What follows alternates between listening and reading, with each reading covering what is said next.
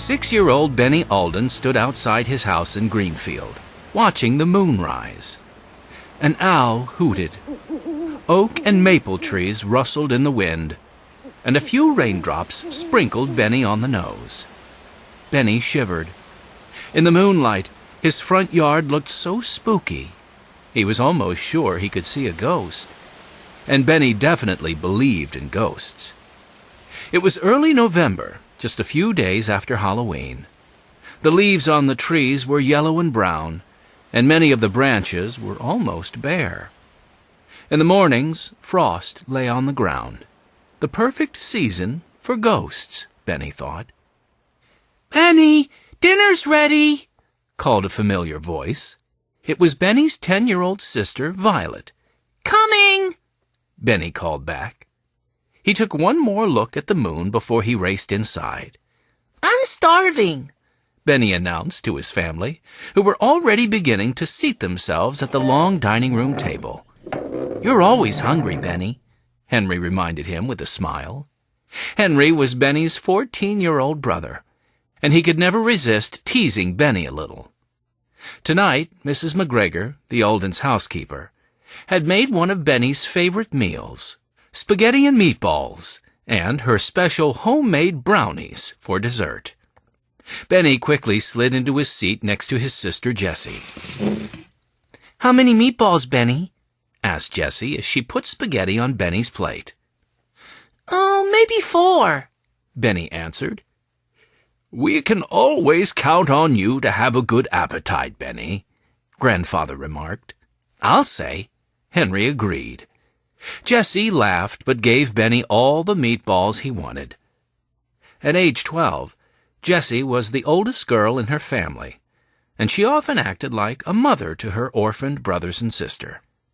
After their parents died, Henry, Jessie, Violet, and Benny had lived in an abandoned boxcar in the woods because they thought they had nowhere else to go.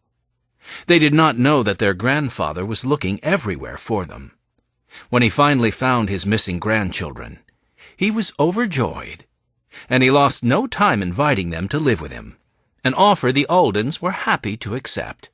Henry, Jessie, Violet, and Benny were especially pleased that Grandfather let them bring the old boxcar to his house, too. It was now in Grandfather's backyard, and the children often used it as a playhouse on rainy days. Outside, the wind shook the trees, and a branch banged against the house. Violet shuddered. "It's awfully windy tonight. Is there a storm coming?" As if in answer, the lights in the house flickered, but did not go out. "Well, the papers did say there would be a storm," Grandfather told his family as he stirred his tea. "The kind with lots of thunder and lightning?" Benny asked hopefully. "Well, nothing that dramatic, I'm afraid," Grandfather said. "That's good." Violet sounded relieved. She looked around the dining room. The chandelier cast a soft glow on the walls and over the red and white checked tablecloth. The smell of homemade tomato sauce mingled with that of the brownies baking in the oven. As Mrs. McGregor cleared away the dinner plates, Grandfather leaned back in his chair. "I have some news," he told his grandchildren.